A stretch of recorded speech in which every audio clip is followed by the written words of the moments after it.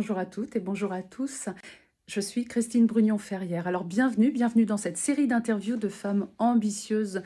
Vous l'aurez compris, je ne parle pas de femmes ambitieuses dans le sens habituellement décrié, négatif et péjoratif qui est accolé à cet adjectif, mais bien plutôt de femmes ambitieuses dans le sens où je les trouve audacieuses, talentueuses, authentiques. La plupart sont spirituelles. Elles sont toutes formidables et elles ont vraiment toutes su se réinventer pour vivre la vie qui leur fait vraiment envie. Et c'est ce que j'ai voulu passer comme message au travers de ces interviews, vous faire prendre conscience que peu importe votre âge, peu importe ce que vous pensez être vos compétences, vos ressources, peu importe votre vécu, les traumatismes quelquefois très difficiles que vous avez pu vivre, vous pouvez choisir de vivre la vie qui vous fait vraiment envie. Vous pouvez choisir d'aller au bout de vos ambitions. Vous pouvez choisir d'être qui vous voulez être. Et j'espère que, en regardant toutes ces interviews, vous allez en prendre conscience. Je suis donc Christine Brugnon-Ferrière, je suis coach, thérapeute et stratège en changement de vie. Et je vous dis à très vite.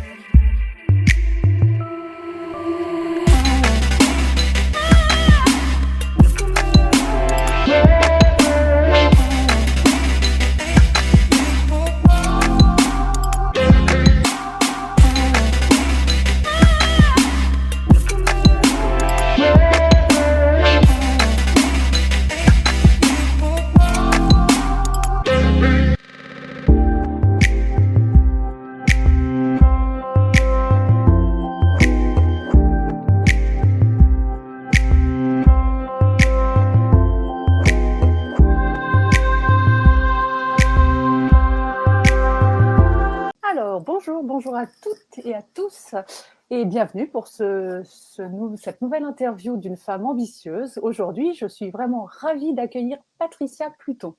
Alors Patricia, bonjour. Bonjour Christine et merci de m'accueillir justement au sein de ce podcast et de ces vidéos pour les femmes ambitieuses. Merci infiniment. Merci à toi. Vous constaterez peut-être qu'on a un petit décalage de temps en temps entre le moment où je pose les questions et le moment où Patricia me répond, parce que Patricia se trouve en fait à Tallinn, en Estonie. Eh oui.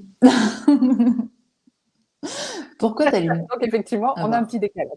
Alors Patricia, ce qu'elle aime, c'est sublimer la vie des femmes cadres, dirigeantes et chefs d'entreprise qu'elle accompagne. Là, on est sur le même terrain d'ailleurs. Donc, ce que je vais te proposer, Patricia, c'est de nous expliquer un petit peu ton parcours intellectuel qui est vraiment très beau. Et puis, qu'est-ce qui fait qu'aujourd'hui, tu en arrives à coacher donc ces femmes chefs d'entreprise et cadres dirigeantes? Merci. Alors effectivement, j'ai eu un parcours que je qualifierais au démarrage de classique, entre guillemets. À savoir que j'ai voulu tout de suite faire des études, donc j'ai grandi dans un petit village de Seine-et-Marne. Et je ne sais pas pourquoi, ou si je sais pourquoi, j'ai tout de suite voulu me sécuriser. Et en fait, pour se sécuriser, rien de mieux que de connaître les règles. Donc, j'ai tout de suite voulu faire du droit, je pense, dès l'adolescence. Donc, je me suis spécialisée en... Oui. Je vais t'interrompre parce que tu dis je ne sais pas pourquoi, plutôt si. Pourquoi est-ce que tu as voulu te sécuriser dès toute petite? Parce que du coup, toute petite, en fait, j'ai remarqué une différence de traitement entre les garçons et les filles, les hommes et les femmes. Des différences en termes d'autorisation aussi, de ce que finalement un homme pouvait se permettre de faire et une femme pouvait se permettre de faire. Et en fait, c'est intéressant parce que ça, je l'ai remarqué entre mon frère et moi au sein de la cellule familiale. Et du coup, il y avait des choses que je faisais que mon frère ne faisait pas, je ne comprenais pas pourquoi. Et du coup, je me dis, pourquoi cette différence en fait? On est des êtres humains, on est censé être à égalité. Qu'est-ce qui fait que ça se joue à ce niveau-là en fait? Et j'ai grandi comme ça. juste peut-être en me rebellant de temps en temps, en disant mais pourquoi c'est comme ça? Et en ressentant en fait quelque part cette injustice. Et du coup, qui dit injustice, dit justice de l'autre côté et dit le droit. Mm. Voilà. Donc j'y suis venue assez naturellement finalement, de par mon histoire. Et je dirais que ça a été fluide, fluide jusqu'à une énième promotion. C'est-à-dire que j'ai commencé en tant que juriste, pilote de projet, j'ai été chef de service, formatrice. Et à un moment donné, mon corps a littéralement dit stop. Et c'est bien mon corps qui a dit stop. C'est-à-dire que moi, mentalement, je ne comprends pas ce qui se passe, je coche toutes les cases, je suis propriétaire de mon appartement, j'ai le petit copain, j'ai la sécurité de l'emploi, le prochain poste est directrice générale. Quoi, je comprenais pas trop ce qui se passait en fait. Et il m'a fallu quelques mois pour conscientiser, réellement. Et je pense qu'à ce moment-là, j'ai eu aussi la chance d'être accompagnée par une coach qui accompagnait les managers qui prenaient des responsabilités au sein de l'entité pour laquelle je travaillais et qui m'a poussée à conscientiser. Donc, je la remercie encore d'ailleurs, parce que nos chemins ne se sont pas croisés pour rien à ce moment-là de ma vie. C'était en 2017 et il est vrai qu'au moment où j'ai conscientisé, mon corps s'est remis à fonctionner. Et surtout au moment où je l'ai verbalisé, où je me suis autorisée à me dire ça ne me plaît pas. Alors, tu parles de conscientiser tes ressentis corporels. Conscientiser mes ressentis corporels, tout à fait, parce que je ne le Voilà, conscientisais pas avant. Donc mon corps m'a envoyé un message pour que je puisse entendre en fait. alors on est d'accord, hein, on va rappeler qu'effectivement, on est souvent prise dans un engrenage qui fait qu'on ne s'écoute pas, qu'on ne se met pas du tout à l'écoute de nos ressentis corporels. Donc, c'est important aussi, notre corps nous parle Bien sûr. et tout ce que l'on ne verbalise pas, tout ce que l'on n'exprime pas, en fait, tout ce dont on ne prend pas conscience va aller s'imprimer dans le corps, en quelque sorte. Et donc, on va traduire nos mots MOTS en mots MAUX. Et c'est comme ça, justement, qu'arrive le burn-out pour certaines, comme donc Patricia, certainement. Et puis, Mm-hmm. pour moi, par exemple, une opération du dos en urgence parce que je me paralysais, parce que je ne m'étais jamais écoutée. Donc, on va toutes aller développer, enfin toutes, de nombreuses femmes en tout cas, qui ne s'écoutent pas, et hommes hein, d'ailleurs, développer des mots qui sont dus au fait justement de ne jamais se mettre à l'écoute de tous ces ressentis corporels, de toutes ces expressions, y compris émotionnelles. Tout ça, c'est quelque chose qu'on va aller enfouir parce qu'effectivement, on a l'impression que tout va à peu près bien dans sa vie, même si on sent bien que quelquefois, c'est pas tout à fait ça. Et malgré tout, on continue, on avance. Et Mm. au bout d'un moment, forcément, si on ne s'écoute pas, le corps va parler plus fort que le mental. C'est Je te ça. laisse C'est continuer. c'est exactement ce qui s'est passé en fait. Parce que pour moi, alors déjà, je correspondais, je pense, à l'idéal de mes parents, c'est-à-dire sécurité de l'emploi, propriétaire, etc. Et puis de l'autre côté, je me disais, bah, ça me sécurise, finalement, je suis dans ma zone de confort. Par Mmh. contre, ce que je n'avais pas réalisé jusqu'à ce que mon corps m'envoie les messages, c'est que bah, j'étais pas épanouie dans ce que je faisais. Et c'est au moment où je l'ai verbalisé, notamment à ma hiérarchie, en disant, bah, écoutez, je m'ennuie en fait. Je sais que vous m'avez pris sur ce poste-là, par contre, je m'épanouis pas en fait. Que là, tout s'est remis à fonctionner. Et du coup, là, il y a une porte qui s'ouvre et on se dit, OK, on a conscientisé, maintenant, qu'est-ce qu'on fait, en fait? Parce qu'on avait nos repères d'avant. En tout cas, moi, j'avais mes repères. Et c'est comme si j'avais une page blanche en face de moi. Et je me dis, OK, maintenant, tu te poses les bonnes questions, quelque part, à savoir, pas qu'est-ce que tu dois faire pour, quelque part, avoir l'amour, en fait, de tes parents, parce que c'est ce que je recherchais, clairement, hein. C'est qu'est-ce que tu aimerais faire? Qu'est-ce qui te donnerait du fun, en fait? Et c'est très intéressant parce qu'à ce moment-là, quelques mois avant, j'avais commencé à faire des recherches et j'avais laissé traîner un dossier en fait dans mon meuble TV. Et alors je suis assez minimaliste en fait. Donc du coup, mon meuble TV, il y avait que ce document-là qui était là, hein. Et là, je commence à regarder et je vois que c'est un MBA. Je vois marqué l'Institut français de la mode et je me dis, bah c'est vrai que ça fait un parallèle avec ce que j'aimais faire quand j'étais petite, le luxe, la mode, le management, quoi, voilà. C'est quelque chose qui m'interpellait. Donc, je suis allée passer le jury pour entrer dans ce MBA. Ma hiérarchie m'a soutenue jusqu'à un moment donné où, en fait, quand je lui dis je suis prise, là, elle m'a dit ah ben non, je vous laisserai pas partir. Et là, je me dis, bah, comment c'est possible? Comment je peux être prise finalement dans quelque chose qui va me correspondre et qu'on ne souhaite pas me laisser partir. Et du coup, là, j'ai dû sortir mon yang, ma détermination, pour justement partir. Et ça a été challengeant à l'époque, parce que pour le coup, c'était sortir d'une zone connue pour aller sur une zone inconnue, sans connaître tout le chemin. C'est-à-dire que je connaissais le premier pas, à savoir bah, celui, je commence mon MBA. Et au moment où j'ai pris la décision de commencer mon MBA, je ne savais même pas si j'allais pouvoir le finir financièrement. Alors pour celles qui ne le sauraient pas, celles et ceux, un MBA, c'est un Master of Business Administration, donc qui est un diplôme qui est au-delà de ce qu'on appelle maintenant le master ou la maîtrise avant. C'est ça. Donc voilà, qui est un diplôme extrêmement reconnu. C'est ça, et ça a une dimension internationale. Donc moi qui adore les voyages, pour le coup, ça remplissait aussi une de mes valeurs. Voilà. Voilà. Donc c'est vrai que parfois on a peur de franchir des caps, on a peur d'aller vers ce qui nous plaît parce qu'on ne sait pas comment ça va se passer. Et la réalité, c'est qu'il faut oser, en fait, oser faire le premier pas, oser lâcher prise sur ce qu'on connaît pour justement se créer quelque chose qui nous correspond mieux. Et je dirais que Donc ma vie savoir s'est se mettre accélérée depuis 2017. on s'entend mal. Savoir se mettre aussi à l'écoute de ses intuitions, justement, de son intuition, de cette espèce de petite voix intérieure qui nous pousse à faire ce qu'on a vraiment envie de faire au plus profond de nous. Oui, oui, exactement, tout à fait. Voilà. Malgré les obstacles, malgré les peurs, les freins, les doutes, les croyances Bien qu'on sûr. peut avoir. Quelles étaient tes croyances à ce moment-là? Est-ce que tu te souviens? Alors à ce moment-là, mes croyances. Alors, je pense que quand j'ai démarré le MBA notamment, il y avait une croyance qui était assez présente, qui était quelque part que l'univers du luxe n'était pas pour moi. Et c'est un chemin, et c'est intéressant parce que c'est pendant le MBA où j'ai franchi ces caps-là, un peu avant et puis pendant, où je me suis de plus en plus autorisée à dire, OK, j'aime le luxe. Ça fait partie de quelque chose que j'aime. Chaque être humain est différent. Il y en a qui aiment totalement autre chose et qui sont alignés là-dedans. Moi, c'est le luxe, la mode, et c'est OK. Ça fait partie de moi, en fait. Et ça fait partie aussi de mon éducation parce que petite, je fais la petite parenthèse, petite, en fait, j'avais l'habitude que ma mère et mes tantes se fassent faire des vêtements par une couturière. Donc, en fait, l'habit est important pour moi. Là où d'autres personnes pourraient le penser comme superficiel. Et c'est vrai que la vie s'est accélérée depuis 2017. Et à partir du moment où les personnes s'autorisent à aller vers ce qu'elles aiment, c'est comme si on était dans le flow, en fait.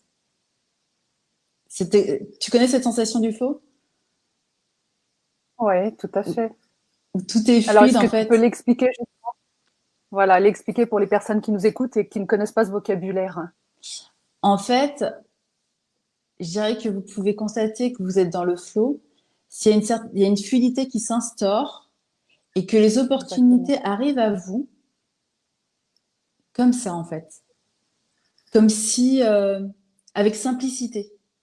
C'est ça, les choses sont simples, elles sont fluides, elles coulent de source en fait. Exactement. Ouais, On est dans un état voilà, où les choses s'enchaînent naturellement, elles se font comme on a envie qu'elles se fassent. exactement. Et ça, c'est génial. Et ça, c'est à la Exactement, condition que vous vous autorisez à aller vers ce que vous aimez. Voilà, c'est ça aussi, en fait. Hein. exactement. Euh, Aujourd'hui, donc, alors tu as lâché donc ton poste, après tu as fait ton MBA et ensuite. Et ensuite, du coup, ce qui a été très intéressant, c'est que j'ai quand même recherché à me resécuriser après mon MBA. C'est-à-dire que dans mon esprit, la seule possibilité, c'était d'intégrer une grande entreprise de luxe et d'être salarié. C'était la seule possibilité que j'avais. Et en fait, quand j'ai fait mon MBA, je me suis mise dans ce qu'on appelle une position statutaire, qui est la disponibilité, qui permet aux fonctionnaires, entre guillemets, de repartir, s'ils le souhaitent, dans son poste, en tout cas dans un emploi qui correspondrait à ce qu'on appelle un grade, c'est-à-dire ses missions. Donc moi, j'étais cadre, donc c'était des missions d'encadrement, des missions d'expertise. Donc je pouvais à tout moment, si je voulais, repartir. J'ai envoyé une centaine de CV, même plus d'ailleurs. J'ai contacté en direct des personnes pour essayer de leur apporter de la valeur. Et au bout d'un moment, au bout de quelques mois, je me suis dit, bon, là, il faut que tu te fasses une raison. Donne-toi une date limite. Et je me souviens, c'était pendant les vacances d'été. On approchait du week-end du 15 août 2019. Et je me suis dit, bon, ok, tu donnes jusqu'au 15 septembre 2019. Si au 15 septembre 2019, tu n'as aucune opportunité, tu retournes à la fonction publique. Et à l'intérieur, il y avait une sorte d'oppressement parce que bien évidemment, je ne voulais pas y retourner. Et en même temps, je me disais, bah, c'est peut-être la solution la plus raisonnable. Parce que là, j'aurai mon salaire, j'aurai un emploi. Voilà, c'est raisonnable. Après, est-ce que c'est ce qui me correspondait? Bah, bien évidemment que non, puisque la vie en a décidé autrement. Et j'ai une opportunité qui est sortie un peu de nulle part, voilà, tout simplement. Et la personne voulait que je crée mon entreprise. Moi qui disais pendant le MBA, hors de question que je crée mon entreprise. Sauf que là, le choix, c'était soit je retourne à la fonction publique, soit je tente l'expérience. Entre les deux, bah, finalement, tenter l'expérience, je n'avais rien à perdre. C'est juste tenter l'expérience. Donc, j'ai hésité de tenter l'expérience. Donc, j'ai commencé en tant que VIP Customer Manager. Donc, c'est s'occuper de l'expérience client et de la stratégie client pour, une entreprise. Donc, j'étais freelance. J'ai créé ma société. J'étais freelance. Au bout de quelques mois, il s'est passé ce qui s'était déjà produit au début de ma carrière et au milieu de ma carrière, dans cette partie-là. C'est qu'on m'a proposé une mission en tant que bras droit. Donc, en tant que directrice générale, entre guillemets. Et là, je me suis dit, bon, jusqu'ici, tu avais refusé. Là, il serait peut-être temps de tenter. Donc, j'ai tenté l'expérience et j'ai constaté au bout de quelques mois que et c'est quelque chose qui se passe aussi dans les différentes entreprises, c'est que tu peux pas avoir deux leaders à la tête de quelque chose, d'une entité. Et en fait, la personne pour laquelle je travaillais me laissait pas le lead sur mon champ de compétences. Donc, j'ai décidé de quitter. Et là, je me suis retrouvée. Donc, j'ai quitté cette entité pour laquelle je travaillais, ce client. Et à ce moment-là, ma première cliente en coaching est arrivée officiellement. Et là, je me suis dit, bon, sois dans le flow, prends les opportunités, écoute. Et je suis arrivée au coaching officiellement comme ça, en fait, en saisissant les opportunités qui m'étaient données. Alors, pourquoi est-ce que tu as choisi cette cible des femmes dirigeantes et chefs d'entreprise? Alors, j'ai choisi cette cible. Alors déjà, femme, je pense que tu l'auras bien compris, l'auditeur aussi, c'est lié à mon histoire, en fait, à mon enfance, à cette distinction que j'avais pu voir entre les femmes et les hommes, les garçons et les filles, pour aller vers ce qu'elles veulent, en fait. Pour se dire, bah, si je ne veux pas faire ça et que c'est, entre guillemets, contradictoire à ce que la société peut nous inculquer, bah, je le fais quand même. Et cadre dirigeante et chef d'entreprise, parce que j'estime qu'en tant que femme, on a le droit à être épanoui dans sa sphère privée comme dans sa sphère professionnelle. Et c'est pas l'un ou l'autre, c'est l'un et l'autre. Et l'autre. Et je dirais que le challenge, c'est qu'il y a encore beaucoup de femmes qui soit ont réalisé, soit pas encore, qu'elles ne s'autorisaient qu'un pan. Alors que la vie, ce sont les deux en fait. C'est l'équilibre. Et c'est vers ce chemin-là d'équilibre que je souhaite les emmener. Parce qu'elles ont droit à tout en fait. On a droit à tout en tant que femme. Exactement. Et c'est bien de raisonner d'ailleurs en termes de et non pas de ou. Et Qu'est-ce que l'ambition d'après toi, selon toi, en tout cas?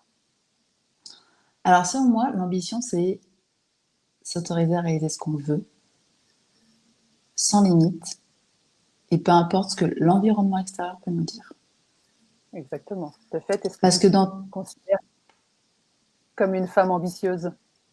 oui, oui, parce que du coup, quelque part, j'ai, entre guillemets, voulu tout avoir dès le départ. C'est-à-dire que pour moi, c'était le travail dans lequel je m'épanouis et être heureuse aussi dans ma sphère privée. Et il est vrai que dans mon parcours, j'ai eu tendance à avoir ce travers aussi, hein, de partir que dans la sphère professionnelle, en me disant, bah, déjà, c'est suffisant. J'ai quand même la sphère professionnelle. Sauf que la vie, c'est pas ça. C'est être épanoui sur les deux plans. Et aujourd'hui, je le sais parce que je le suis. Donc, Pourquoi ce choix d'aller habiter à Tallinn, si ce n'est pas indiscret? par amour, par Ah, amour. En fait, quand j'expliquais que la vie belle s'accélère, raison. ça s'accélère réellement sur tous les domaines, en fait. J'ai rencontré du coup l'homme avec lequel je vis, l'homme de ma vie, lors d'un séminaire, grâce au client pour lequel j'ai travaillé quand je me suis autorisée à créer mon entreprise, pour vivre la fameuse expérience. Si à ce Mhm. moment-là, je n'avais pas pris cette décision, en aucun cas, je n'aurais rencontré mon partenaire actuel. Parce que pour le coup, on venait de deux mondes totalement opposés. Et je ne connaissais pas son existence avant le séminaire dans lequel je l'ai rencontré. Donc, du coup, on s'est rencontrés. Il y a eu le confinement, puisque c'était en 2020, on s'est rencontrés fin janvier 2020. Il y a eu le confinement. On a commencé à échanger par WhatsApp. Et puis, on s'est dit, bah, on a quand même des points communs, ce serait bien qu'on se voit. En tout cas, qu'on se revoie. On s'est revus et la magie a opéré. Et tu es donc partie en Estonie. Et je suis partie, effectivement, on s'est revus en juin 2020. Ça a été les meilleures vacances de ma vie. Et du coup, j'ai emménagé à Tallinn le 7 août 2020. Alors, j'ai quand même un petit côté traditionnel, donc ça a été rapide, hein. J'ai quand même un petit côté traditionnel. J'ai fait quand même la présentation aux parents et aux frères avant le départ. Mais en tout cas, un accomplissement total, donc tant professionnel Oui, que personnel, finalement. oui, oui, Donc, tout à fait. voilà. Est-ce que selon toi, la plus belle ambition, ça n'est pas de s'accomplir, c'est-à-dire de se réaliser soi-même Bien complètement, sûr. tel qu'on a envie Ah, d'être? totalement. Totalement. Totalement. Et quand bien même, là, j'ai déjà réalisé énormément de choses en très peu de temps, finalement, je sais que mon ambition, je peux encore la faire évoluer, en fait. Je peux Bien encore aller sûr. plus loin. Et c'est ça Je la pense magie de qu'elle la est vie, c'est aller illimitée, encore plus loin. exactement. Elle est illimitée et quand je parle de moi personnellement dans mon discours et dans ma communication, il y a souvent le fait de vouloir plus.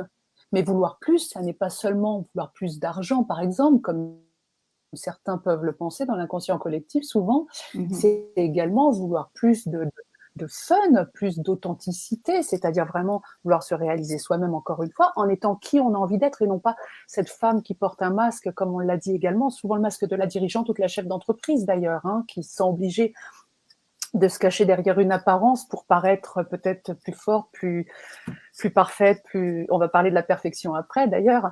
Mhm. Donc voilà, vouloir plus, c'est aussi vouloir réaliser plus de rêves, vouloir plus de liberté. Ça aussi, c'est important quand justement on choisit de l'entrepreneuriat. C'est aussi pour avoir plus de liberté, pouvoir gérer Bien notre sûr. temps de travail, notre temps personnel exactement comme on a envie de le faire les choix qu'on a envie de faire et non pas les choix qu'on va subir ou pour faire plaisir ou pour répondre aux attentes des uns et des autres.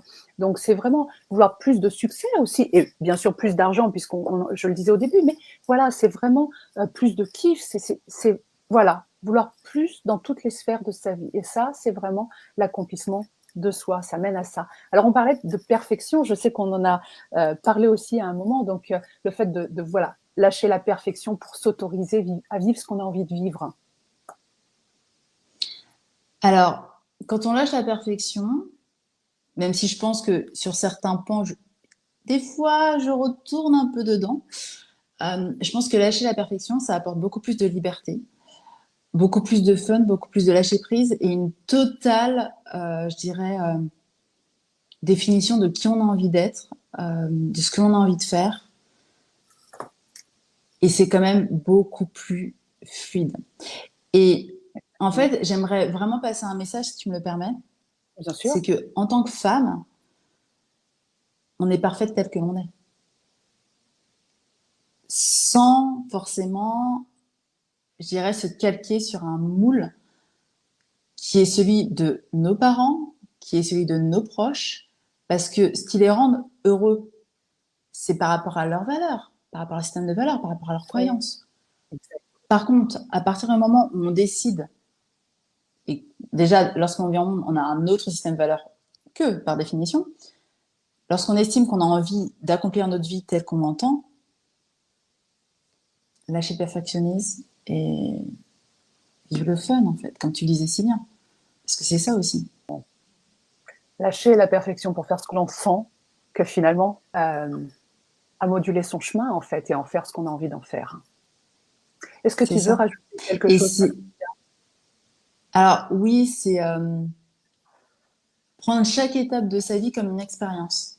Oui, C'est-à-dire que, donc dans mon parcours, effectivement, il y a eu cette phase où quelque part, j'ai dû attendre un message de mon corps. Le but, ce serait pas de s'auto-flageller en disant ah, j'ai dû attendre ça et j'ai pas été capable de conscientiser avant. Le but, c'est de se dire merci, merci pour mon corps qui m'a envoyé ce message et j'ai été assez ouverte pour l'entendre à ce moment-là et que si je l'avais entendu avant, peut-être que je n'aurais pas été prête à franchir ce pas. exactement, C'était le bon moment, le bon timing pour moi. exactement. Et j'ai rencontré les bonnes personnes sur mon chemin. Ouais. Alors, on disait pas d'autoflagellation, pas de culpabilité. Bien Je sûr. l'ai déjà répété régulièrement au cours de ces interviews. Pas de culpabilité parce que finalement, on accueille les choses au moment où elles doivent se produire. Euh, et si on n'a pas fait ce que l'on avait à faire jusqu'à présent, c'est que c'était pas le bon moment, tout simplement. Donc, pas de culpabilité, pas d'autoflagellation. Mettez les choses en place au moment où vous avez envie de les mettre en place, mais lancez-vous, parce que à vouloir être dans la perfection, à trop attendre, finalement, on procrastine et on n'agit pas. C'est ça. Et puis, j'aime beaucoup faire cet exercice. Alors, peut-être que ça aidera l'auditoire. C'est se dire, OK, si je ne franchis pas le cap maintenant, si je passe pas à l'action maintenant, et je me retrouve à la fin de ma vie, est-ce Mmh. que je serai fière de moi ou pas? Est-ce que j'aurai des choses à raconter à mes petits-enfants ou à mes enfants ou pas? Et là, tout de suite, finalement, il y a une autre dimension, c'est beaucoup plus grand, beaucoup plus vaste. On se défocus de nous et de nos propres limites. On se dit, ah bah, si, en fait, je vais passer à l'action et on y va. Donc, ça peut aider aussi. Exactement. Et un autre exercice, puisque effectivement c'est une très bonne idée, justement quand on veut passer à l'action et qu'on est submergé quelquefois par de nombreuses peurs, voire une seule, plus importante que les autres, se poser 3 questions. La première, c'est que si je passe à l'action, qu'est-ce qui peut m'arriver de pire? Mmh. La deuxième, c'est si je passe à l'action, qu'est-ce qui peut m'arriver de mieux?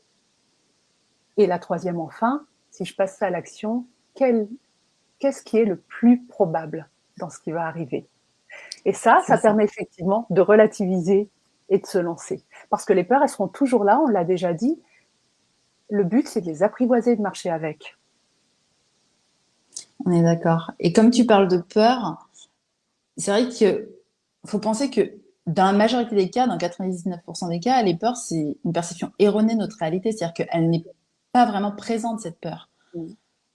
Non, ce sont Et du coup, exactement. Donc, la probabilité, comme tu le dis si bien dans ta troisième question, c'est se dire, OK, est-ce que réellement, là, j'ai des raisons d'avoir peur et de rester là où j'en suis, ou est-ce que je peux faire ce pas supplémentaire?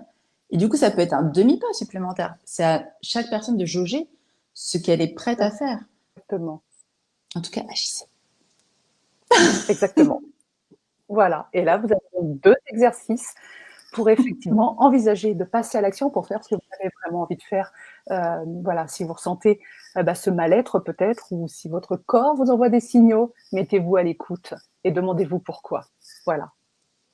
Patricia, je te remercie infiniment d'avoir accepté cette interview. Et puis, je Avec te grand retrouve plaisir. très Merci à toi. prochainement. Merci à toi, merci. Je te retrouve très prochainement. Je vous retrouve toutes et tous très prochainement pour la future interview d'une autre belle et magnifique femme ambitieuse. À bientôt et une belle journée à vous. Au revoir.